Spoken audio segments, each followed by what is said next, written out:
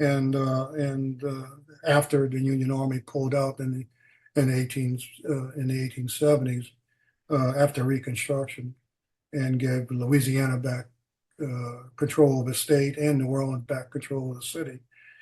But the people of New Orleans lost a lot of money during the Civil War, and they wanted to recover it. But in comes the Italians, and a group of them worked hard to build businesses along the French Quarter. If you've been in New Orleans, it lines the Mississippi River, and the dock system. Part of the dock system was controlled by some Italian groups, as well as the stevedores who unload the boats, unload the ships. And that was the seminal cause of the friction between the ruling class and the immigrant class in New Orleans. And it's a sad story how they were treated, very sad. And then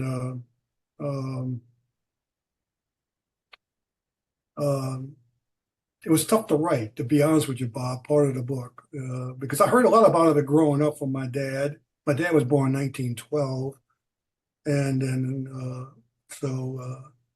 he told me a lot about it and how the Italians were treated, how he was treated as a young boy in New Orleans by the white Anglo-Saxon Protestant class, which we have had New Orleans. Although New Orleans considered itself a Catholic city, there was still a lot of prejudice against Catholics in New Orleans, particularly beginning with the Irish and the French. And then here comes the Italians with their religion. And so a lot of it was the prejudice. The prejudice was had its origins in their religion, as well as the foreign language that the Sicilians spoke, particularly Sicilian, because Sicily has 9 distinct dialects, and as well as speaking Italian. So it's a mishmash of dialects and words that the various, depends on what part of Sicily you came from, it depends on what dialect you spoke. You know, we have a large Contessa Entellina society here, which is, you know, they go back to the Arabic people in Albania from the 16th century.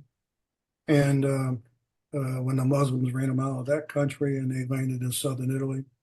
And you have the Ionic side, the Greek side of Sicily, Siracusa, Messina, Taormina, that side. And of course, you had what you call the Italic or northern Sicily, Palermo, where my grandparents were from. So you had a mishmash of dialects in New Orleans, which didn't sit well with some people back then.